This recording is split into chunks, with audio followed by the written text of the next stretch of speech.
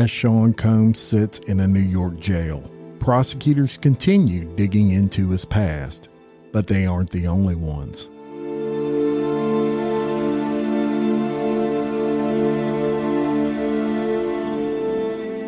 Attorney Tony Buzbee, on October 14th, files 6 lawsuits on behalf of clients.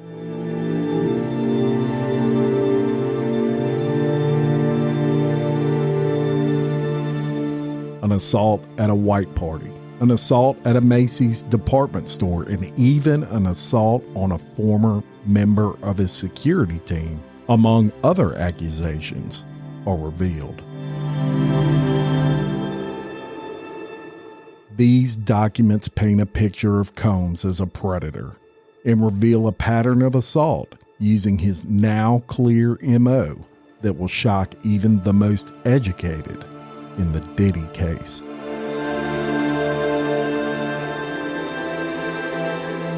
Welcome to Exposed, Scandalous Files of the Elite, the Diddy Saga, Part 12, The Big Six.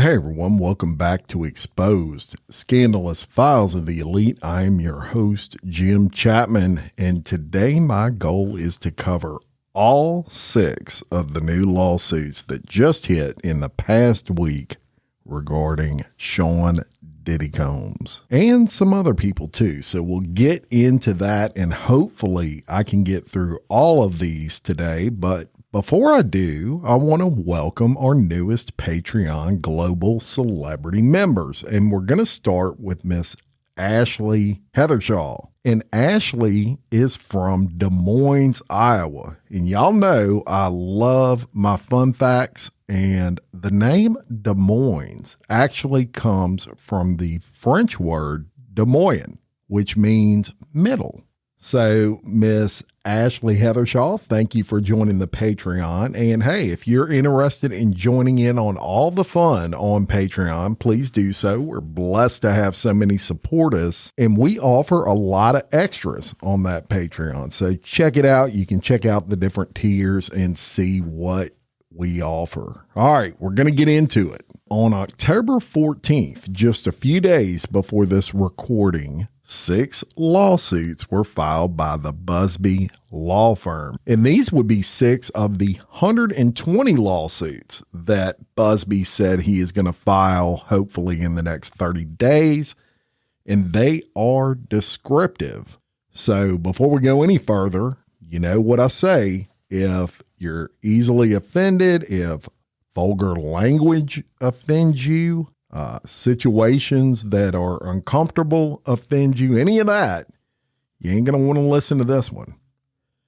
Now, fortunately, they are not that long, these lawsuits. They get straight to the point. That's one thing with Buzbee that I noticed in all the lawsuits he files. He doesn't have a whole lot of filler words in there. He gets straight to the point on his lawsuits. And so that's what we're going to do. And I'm going to give you all the details. If you'll remember, when I covered the Buzbee lawsuits and announced that to you, I think it was just the last episode or the episode prior to that, I mentioned that these attorneys, they vet all of this stuff before they take these lawsuits on. And that's the interesting thing about what I'm about to go over with you. These have been vetted not only by Buzbee himself, but also by investigators that he hired to vet them and make sure that these people aren't full of shit, right? Because as I told you, if he goes out there and he files a bunch of frivolous lawsuits that there's no basis of fact and he has no chance of winning those lawsuits, number one, he can get disbarred for that. But number two, it absolutely kills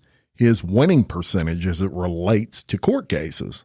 And these lawyers, that winning percentage is everything. If I'm hiring a lawyer to sue somebody, I want to know what their winning percentage is. And if they tell me, oh, well, it's 65%, I ain't hiring them. I want someone with, 98%, 95%, 90%, somewhere up in there. So every case from here on out that is presented to you, that is filed in court by attorneys like Buzbee, these people that have just reputations of winning major cases, rest assured, they believe they have enough evidence to win. There's no doubt about that. So let's get into it. All right. And we're going to start off with a John Doe. And all of these lawsuits I'm covering today are either Jane Does or John Does. And we've discussed this. Anonymity is a big thing in cases like this that involve rape and sexual assault and things like that. So unless the court absolutely doesn't allow it, they're going to be Jane Does and John Does. And this is a John Doe. And it starts off, y'all, in every lawsuit like this. It'll have an introduction. I'm not going to really go over all that because it basically covers what you already know, what I've already told you in 11 episodes so far of the Diddy saga. And that is who Diddy is, what he's accused of already, those sorts of things. It goes into like a history of that. And then it goes into the parties and it lists Diddy and what he's done so far to get him into trouble and why they would think, meaning the attorney and the plaintiff, that they have a chance of winning that case. But it will list who that plaintiff is unless they are a John Doe. And it says in this case, plaintiff John Doe is a male who resides in North Carolina. And then it gets into the facts of the case. And that is the specific reasoning for this lawsuit. What took place, what we all want to know, right? And it says, Mr. Combs' legendary white parties in the Hamptons were well known by many, including John Doe. The kind where countless celebrities would attend. In 1998, when John Doe was only 16 years old, he was recruited out of New York City and indeed, while residing in New York City, received an invitation to one of Combs' parties through a mutual connection. When he received the invitation, he felt like he finally had the opportunity to rub shoulders with the who's who of the industry. He thought it could be his chance to break into the music industry. Others from New York City received such invitation to go to the Hamptons for the party. Indeed, many of those at the party were in fact New Yorkers. The party took place at Combs' mansion in the Hamptons. As John Doe entered, he spotted countless celebrities and A-listers who formed the music and entertainment industry. He recognized faces he had seen on TV and on the big screen. And can you imagine that, y'all? You're 16 years old. You get invited to this party that is a who's who of the music industry, and you're an aspiring artist. And the first thing you see when you walk in are your idols. As John Doe made his way through the crowd and toward the restroom, he unexpectedly bumped into Combs. Shocked, John Doe found himself face to face with Combs, a titan at that time in the music industry, standing right in front of him at his own party. Doe took a picture with Combs at the 1998 party, and it shows the picture. I will upload this picture to the Patreon for the celebrities, so look for that. Of course, it has his face pixelated out, so we'll put that up. Combs took an interest in John Doe and wanted to talk to him. They walked to a more private area near the portable restrooms brought in for the party. There, John Doe told Combs he was a big fan of Combs and shared his dream of becoming a star. Combs smiled, telling him he had potential and the look. When John Doe admitted his voice was not great, Combs assured him that doesn't matter. Combs made it clear the only thing that mattered was having the right look for the industry, and with it, Combs could transform Doe or anybody into a star. Despite the pleasant conversation which occurred, things took an unexpected turn for the worst. Combs abruptly told John Doe that he needed to drop his pants.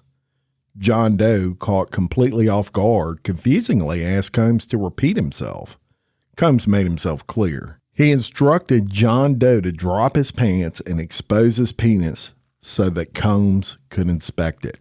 explaining it was a rite of passage and the route to becoming a star, and also a way to prove himself. Don't you want to break into the business, he said. Doe immediately felt uncomfortable, froze, and didn't know what to do. Combs remained calm, stood in front of him, stretched out his hand in a cupped position.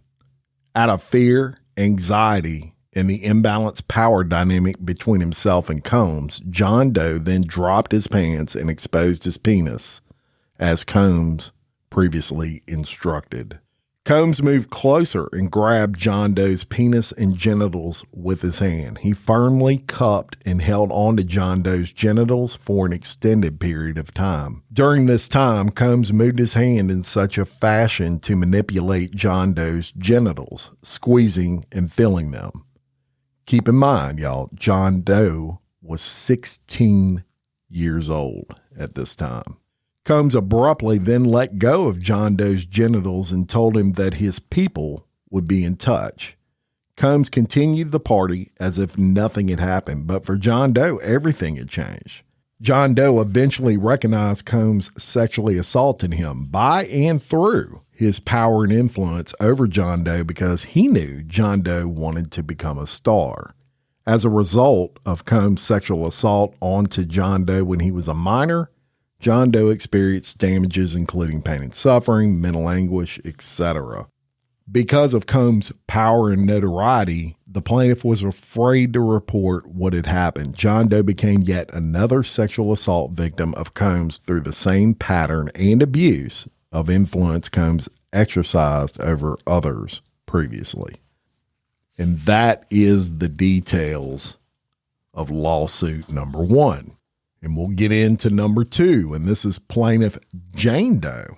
And Plaintiff Jane Doe is a female who resides in New York. Now, the city has been left out for anonymity. And this took place in June of 1995. The plaintiff attended a promotional party at Elks Plaza in New York City for the music video One More Chance by Biggie Smalls. The event was packed with high-profile guests. While the plaintiff was dancing with friends, Combs approached her and asked her to speak privately. Expecting an innocent conversation, the plaintiff agreed and followed him. Once alone in the bathroom, Combs unexpectedly began kissing the plaintiff. Feeling uncomfortable and confused, she asked him to slow down, believing they were there to talk. Instead, Combs advanced aggressively. When she attempted to pull away, he violently struck her, slamming her head against the wall and causing her to fall to the floor. He don't like to be told no, right? Disoriented and in pain, the plaintiff tried to escape, but Combs hit her again, making it nearly impossible for her to move. Combs then lifted her dress and raped her vaginally while she laid helpless on the floor. She tried to resist, but her injuries and shock left her powerless. After the assault, Combs adjusted his clothing in a nonchalant manner and threatened the plaintiff, saying, "You better not tell anyone about this or you will disappear," leaving the plaintiff terrified for her life. And y'all, that is a common thing with Diddy that we've seen throughout this whole deal. Threats, right? He wants you to be scared to tell anybody anything. So Combs left the bathroom. He abandoned the plaintiff in a state of shock, fear, and shame, and she remained in that bathroom for a while, trying to regain her composure. Can you imagine that? You were just raped in the bathroom by Sean Combs, and you're embarrassed almost to get up and walk out of that bathroom, and you're trying to compose yourself. The plaintiff felt intense pain in her head from the blows and was emotionally shattered. After some time, she managed to stand. She fixed her underwear and dress and wiped away her tears. Terrified someone from Combs' business might be waiting outside to hurt her, she cautiously gathered her courage to leave that bathroom. She left the party and never returned. Since the assault, the plaintiff has avoided the news. It triggers traumatic memories, and for years she has kept the assault secret, fearing retaliation from Combs and Combs' business. Horrible, sick human being, this guy. And if you notice so far as we go along, this MO is the same with these people. He's using his power to get and take what he wants, right? We'll move on and we'll go to another John Doe in lawsuit number 3. And John Doe is a male who resides in New Jersey. And the allegations are as follows. Sean Combs' infamous white parties were legendary events known for their exclusivity, extravagance, and strict dress code, where attendees were required to wear all white. These high-profile parties, particularly those held at Combs' estates in the Hamptons, attracted A-list celebrities from across the entertainment, fashion, and business world. The events were lavishly decorated, featured live music performances, and boasted top-tier food and beverages. The atmosphere at these parties were one of opulence and luxury, often making headlines for their celebrity guest list, over-the-top entertainment, and stunning aesthetics of the event. Many unsuspecting individuals were recruited to attend these parties. Some of these recruitments took place in Manhattan. Many of the individuals were also recruited in Los Angeles and were paid to fly in to attend these functions. And let me say this, that's more common than you think. It literally is something that a lot of celebrities do and political figures and things like that. And they will have these parties and they will intentionally place beautiful women, for example, at these parties and attractive guys to make the aesthetics become something that everybody wants to attend. And this was something Diddy was a master at. And he would recruit beautiful people to go to his parties so that when the paparazzi would take these pictures and people would see it, they would want to attend these and he would look bigger than life. Now, in 2006, the plaintiff was employed by a security firm called Mass Security, MASS, where he provided security services for nightclubs and private events. In August of that year, the plaintiff accepted a last-minute job at Combs' East Hampton property, which he believed was hosting an exclusive white party for a large, affluent crowd. The plaintiff noted that the guests arrived in luxury vehicles, and many of those people appeared to be executives. Upon the plaintiff's arrival, he was greeted by Combs, the event's host, who expressed interest in meeting all staff members. During their interaction, Combs offered the plaintiff another job opportunity working with security, which the plaintiff ultimately declined due to his father's severe illness and the challenges of relocating. Combs appeared sympathetic to the plaintiff's situation and understanding of his decision. As the event progressed, Combs targeted the plaintiff and provided him with 2 alcoholic drinks throughout the night. After consuming the second drink, the plaintiff began to feel extremely ill and leaned against his truck for support. Based on information and belief, Combs by himself or with agents/employees previously laced that drink with drugs, including but not limited to GHB and or ecstasy. This behavior towards the plaintiff mimics a pattern of Combs and his agents' employees of drugging unsuspected victims in order to make it easier for Combs to sexually assault that person. Unfortunately, the plaintiff was one such victim. A photograph of a container used by Combs and or his employees to insert GHB into alcoholic drinks is seen below, and it actually shows a picture of it. And I'll upload that to the Patreon. Combs approached him again, inquiring about his well-being and displaying what the plaintiff initially interpreted as concern. However, he soon found himself being forcefully pushed into an open van by Combs, an act that left him in considerable pain.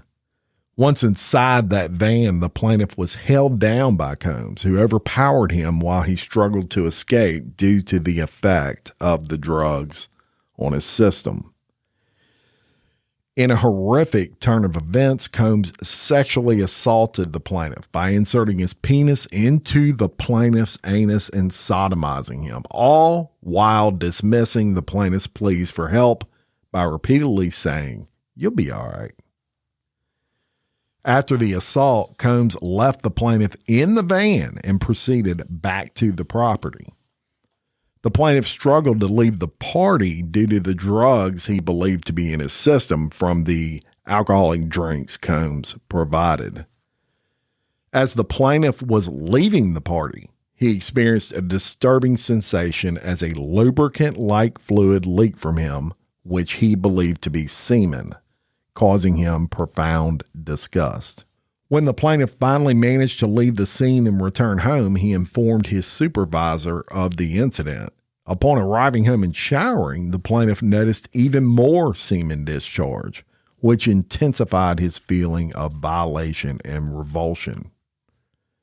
In the aftermath of the assault, the plaintiff struggled with intense emotional pain and mental health issues, feeling disgusted and completely depressed. The plaintiff has experienced a significant impact on his personal life. He is never married and often struggles to maintain relationships due to the assault. The plaintiff describes himself as an all-American guy, yet acknowledges that not a day goes by without thoughts of the traumatic incident. And that is his story. And we'll go on to another Jane Doe in the fourth lawsuit of the six we're covering today. And plaintiff Jane Doe is a female who resides in Tennessee. And the factual allegations are as follows. Combs and his staff regularly invited members of the public to events such as music, video shoots, photo shoots, autograph signings in and around New York City. One such event took place in 2004 across the street from Jane Doe's college campus in Brooklyn, New York.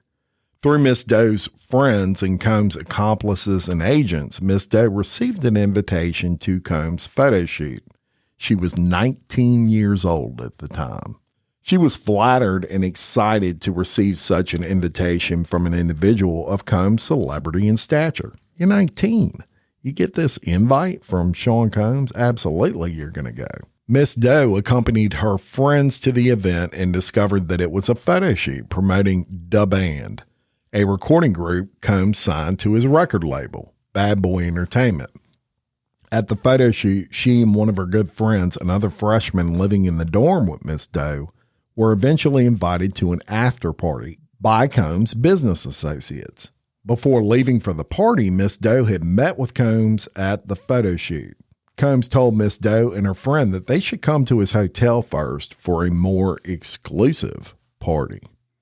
Miss Doe and her friend agreed and were taken to a Manhattan area Marriott hotel by a member of Combs' entourage. Upon arriving at the hotel suite, Miss Doe noticed there were a dozen people there having drinks, listening to music in a relaxed party environment.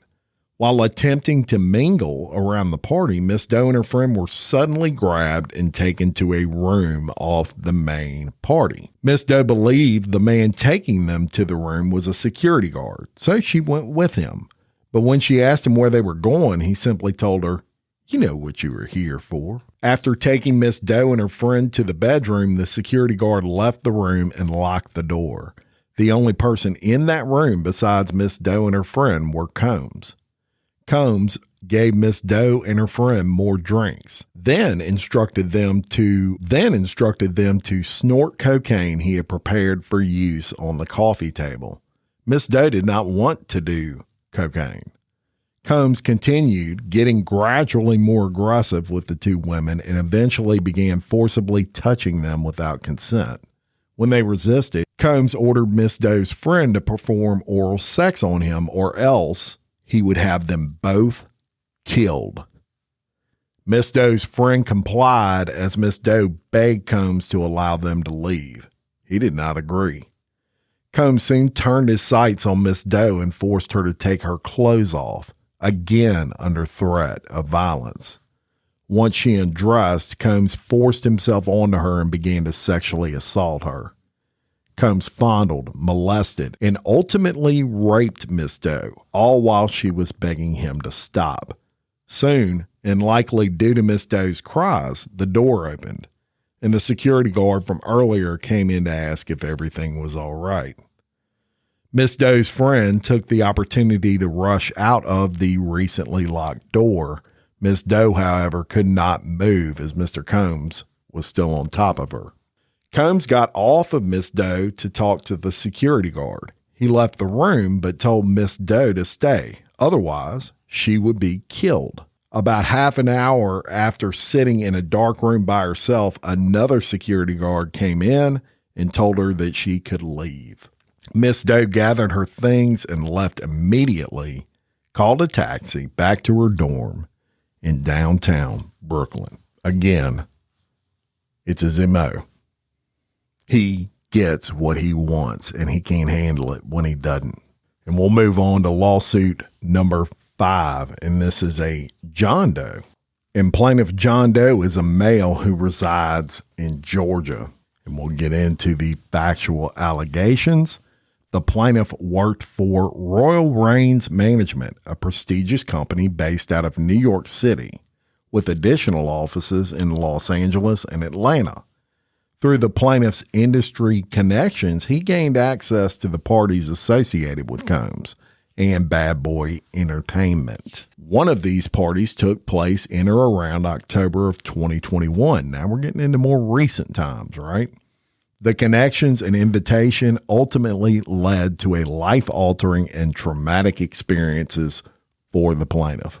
Combs' businesses picked plaintiff up from the airport and transported him to New York City, where the party took place. Upon arrival, the plaintiff noticed several well-known artists in attendance.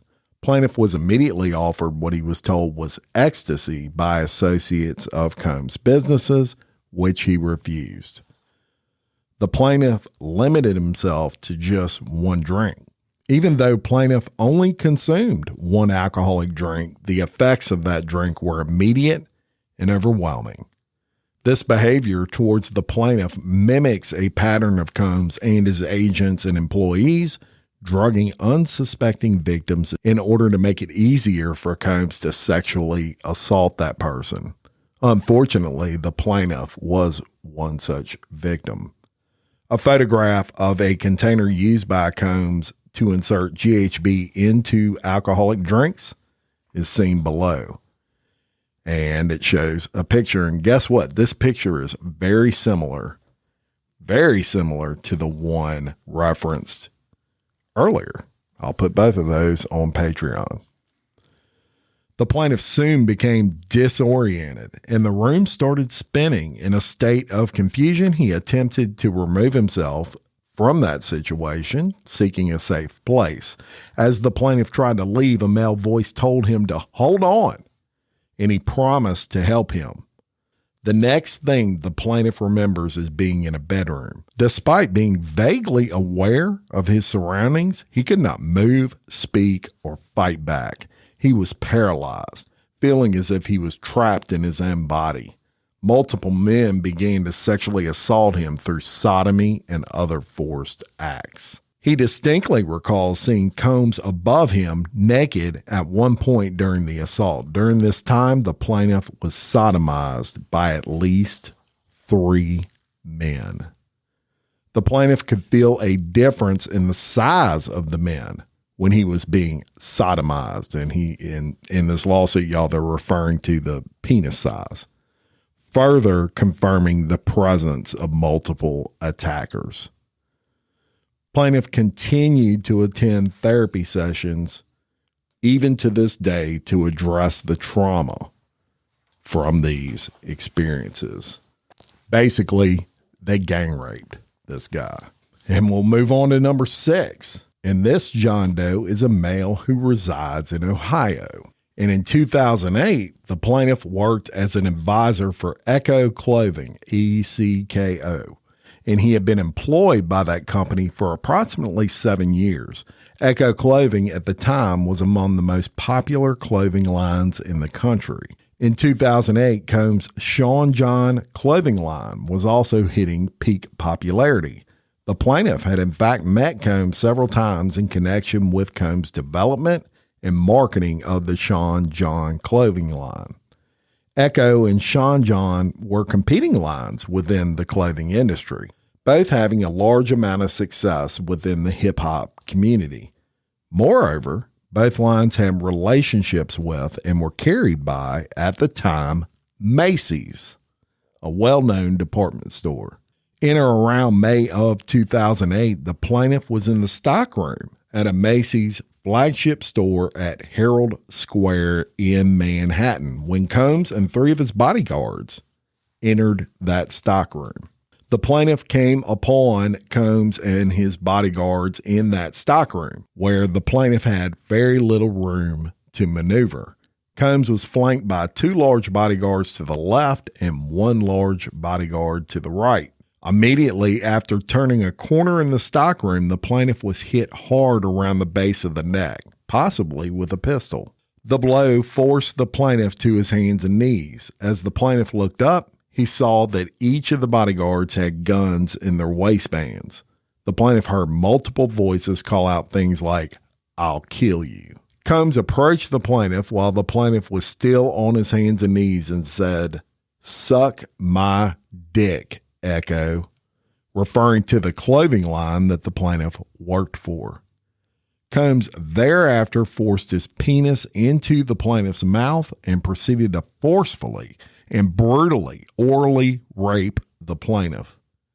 Combs continued for at least 2 minutes, then ejaculated. While orally raping the plaintiff, Combs grabbed the plaintiff's hair and made derogatory comments like, "You like that, white boy?"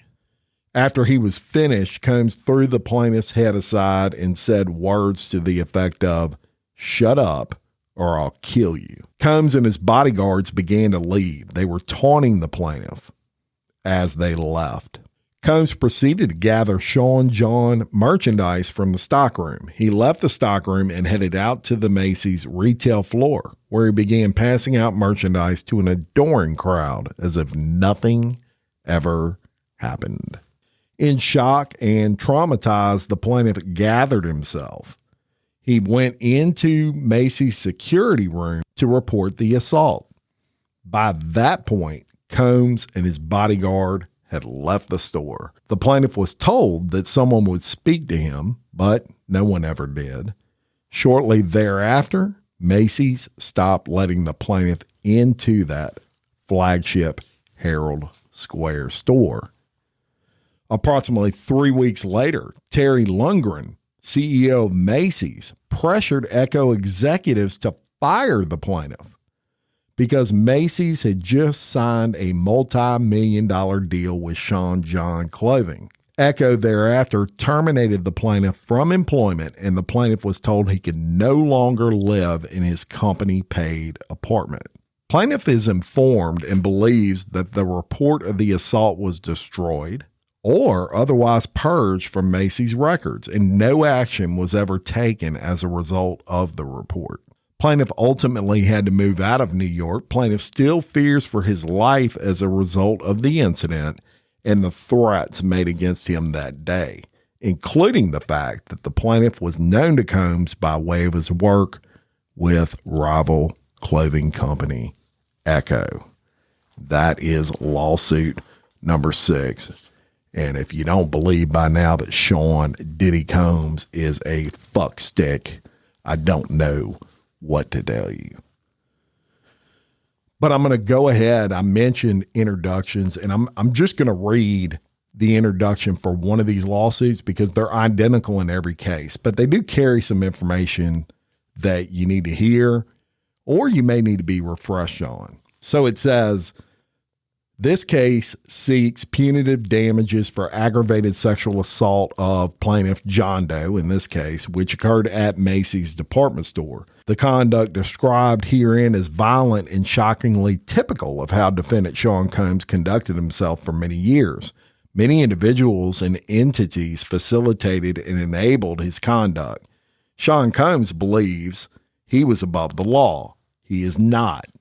For decades, Sean Combs, abused, molested, raped, assaulted, threatened, and coerced women, men, and minors for sexual gratification, to assert dominance, and to conceal his conduct. Combs accomplished these acts by and through a criminal enterprise built on his success as a rapper, record producer, and executive. Combs is reportedly one of the wealthiest musical artists in the world. Behind the facade of being a 3-time Grammy Award winner, discovering and developing multiple famous music artists, and ranking on Forbes' list of the highest paid entertainers in the world, there existed something sinister, a dark underbelly of crime, sex trafficking, forced labor, kidnapping, bribery, and prostitution. Combs is a menace to society, women, men, and children. While his wealth has kept him above consequence for years, Combs now faces the awesome power of the American judicial system and ultimately a jury of his peers, who will be asked to punish him for the deplorable conduct described herein. And then it goes into his businesses, and then it goes into the history of sexual assault that he has. And it says, for years, Combs and his businesses engaged in a persistent and pervasive pattern of abuse towards women, men, and minors. This abuse at times was verbal, emotional, physical, and sexual. As part of his pattern of abuse, Combs manipulated both men and women to participate in performances of sexual activity with both commercial sex workers and unsuspecting partygoers. Combs ensured participation from these individuals by, among other things, obtaining and distributing narcotics to them with or without their knowledge, controlling their careers, leveraging financial support, and threatening to cut off the same, and using intimidation, violence, and illicit drugs. Combs, while celebrated for his business acumen and influence in the entertainment world, has often been described in a more troubling light as powerful, manipulative, and problematic. His aggressive tactics, both in business and personal dealings, have drawn criticism, with many viewing him as someone who leverages his power to intimidate and control. This darker side of Combs' persona has been underscored by the numerous lawsuits that have been surfaced over the years. And it goes into some examples. It lists the nightclub shooting incident in 1999. It lists multiple assault allegations. It lists the claims by Cassie Ventura and the fact that he used date rape drugs on a lot of women. It talks about that, and men for that matter. It just really goes through everything. The lawsuit I covered on Crystal McKinney and April Lampros in May of 2024 covers that. It covers the Lil Rod Jones, Rodney Lil Rod Jones. Remember that from way back in episode 2 of the Diddy Saga series. I think it was 2. It was 1 or 2 where I covered Little Rod. And it just goes into the sickness that is Sean Diddy Combs. It's important for legalese that I say all of this is alleged, so it's not been adjudicated in court. But there you have it. The 6 episodes that dropped. As far as I know, I'm sure there's someone else out there, but I may be the only one that's covered all these in detail like this. I know with a lot of the blogs out there that you read and the YouTube videos that I've watched, they kind of get into a couple of the more high profile out of these 6, but I just gave you all 6 of them. And as these drop, we'll do this. And I love it that Buzbee gets right to the point, because that allows me to get right to the point with you.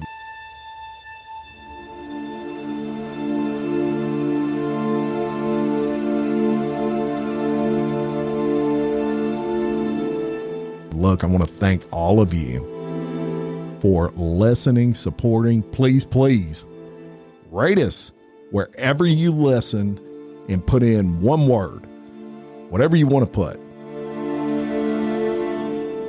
I can't tell you how important that is and how much it helps us grow. The more we grow, the more content that I can bring you. I'll do this thing 5 days a week if we can get to that point. Thank you so much to all of you for all the support you've already given us. Again, check out the Patreon. We do a lot of extras with the Patreon, and it's pretty active. So go check that out.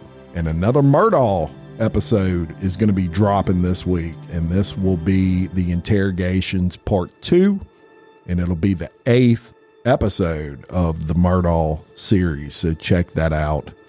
And until next time, for Exposed Scandalous Files of the Elite, I'm your host, Jim Chapman. Much love.